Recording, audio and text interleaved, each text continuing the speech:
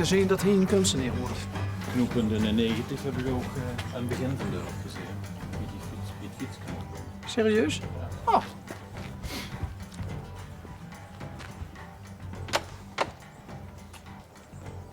Goeie. Is het morgen of middag? Het is net middag. Het is net middag. Ja. Heb ik het genoegen met Jos Beurskes zelf? Ik ben Jos Beurskes, ja, dat klopt. Hoi. Goeiedag. Hoi. Niet schrikken. Nou, schrik wel even.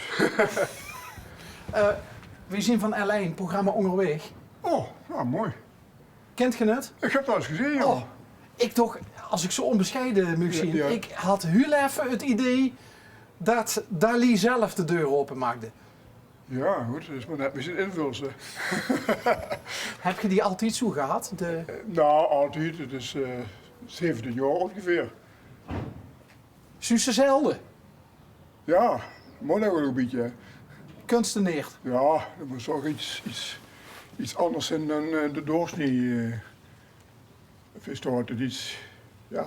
Jos Beurskes doog van, ik maak van mijn gezicht ook een kunstwerk. Ja, goed, je probeert toch te kijken. Dit is allemaal heel gladjes. Dus met wat je nog hebt, Ja. doe je... Ja, Dus mijn laatste trots, hè? Wie noemt het? De laatste trots. Hè? ja, de laatste strohalm. Ja, goed. Pius. Ja, zolang het er meer zien als lambiek. hè?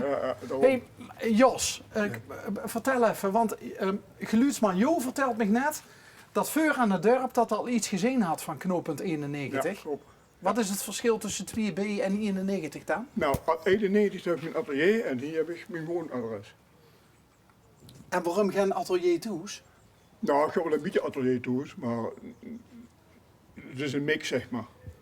Kijk, ik kan toes allerlei dingen toes doen, maar ik heb niet genoeg ruimte toes, dus ik heb mijn ruimte erbij om iets... En dan ben ik ook nog doen schilderen, dus dan kan ik wat meer loskomen in het schilderen. Want als ik de foto zie, want Ja. dat was eigenlijk een beetje... Dat is mijn atelier dan. We zogen natuurlijk de verschillende kunstwerken, Ja. maar toen zag ik dat beurtje en toen dacht ik bij mezelf, nou stop ik de wagen, Ja. nou stap ik uit Ja. en dan wil ik wil weten wat het is. En het heet iets weg van een Russische dacha, zo'n buitenverblijfje. Ja, zo. goed, het is toevallig zo'n stangen, hè. Doe net even de deur dicht, dat moet. Anders lopen er huisdieren weg of zo. Ja, ik moet even goed kijken. Dat is een, Heb je het zelf gebouwd? ja, dat is eigenlijk uit kip ook geweest. Dus ik uit kip ook geweest en toen had ik zoiets van, bij de huur-eigenaar zei ik van, nou god, ik wil eigenlijk op zoek naar een atelier. Ik heb hier altijd met in een dorp gezeten. Vroeger wordt het café Spik. Er zit nu Riks van Rijswijk zitten noemen. Oh, En dat was van de krijger. Ja. Ja. En ik heb er 18 jaar gezeten. En op een bepaald moment moest ik tot rood, want er werden atelierappartementen gemaakt. Door de woningbouwvereniging Woongoed 2000 in Ruiver. Wat is een atelierappartement? Ja, dat zijn een soort huisjes met ruimtes hoe ze dan hun creativiteit kunnen uiten.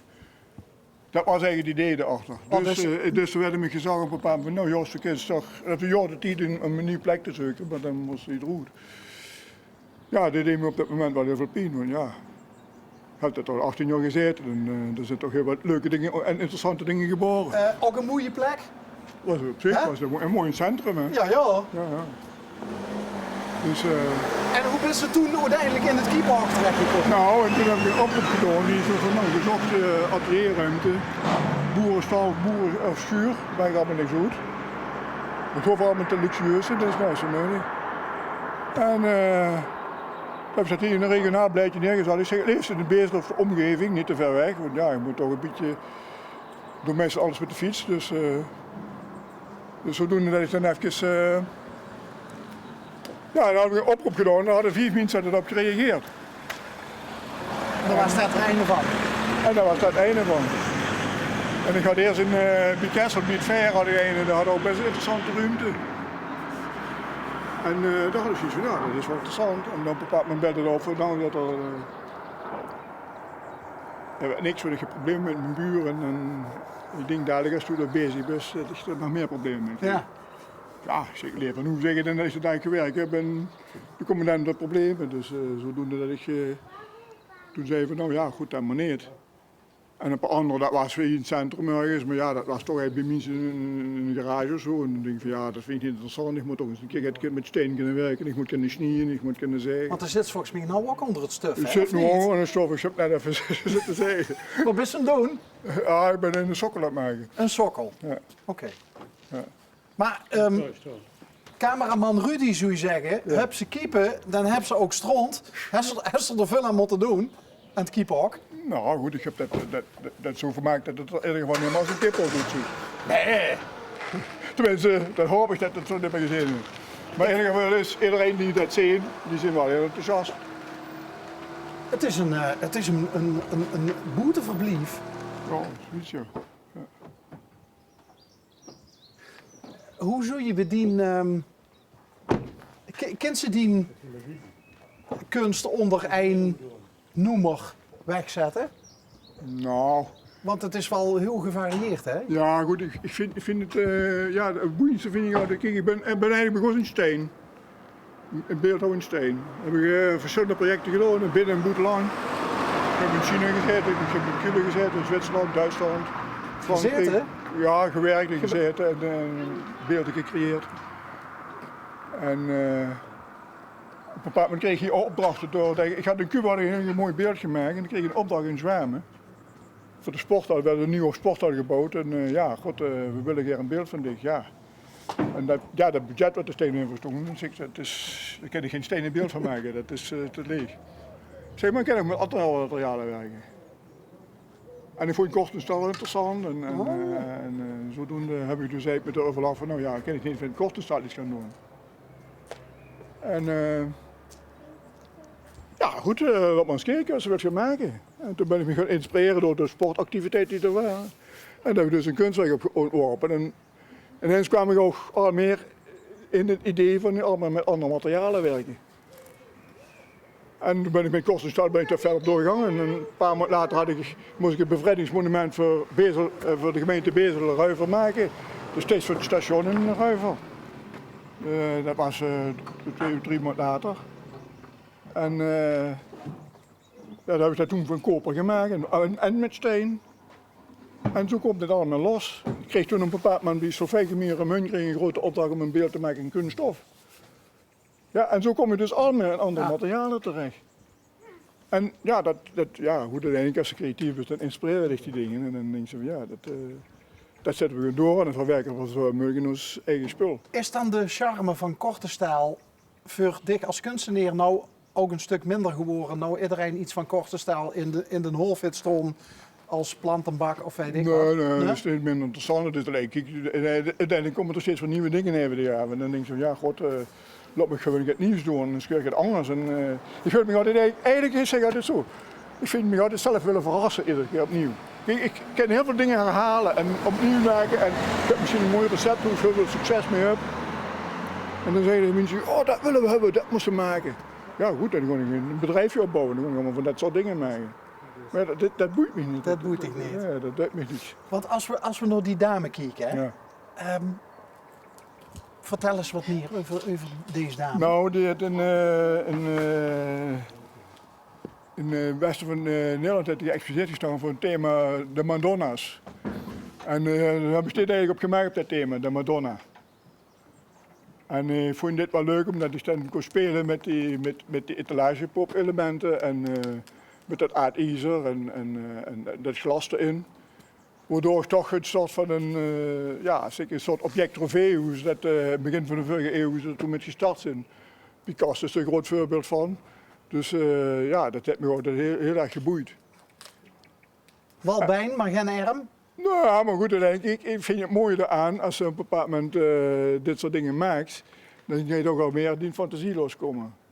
Ja, ik zeg altijd zo, dat je op een bepaald moment allemaal mooi maken dat iedereen zegt van, goh, dat herken ik en dat vind ik leuk, maar dan lukt ze de mensen niet meer.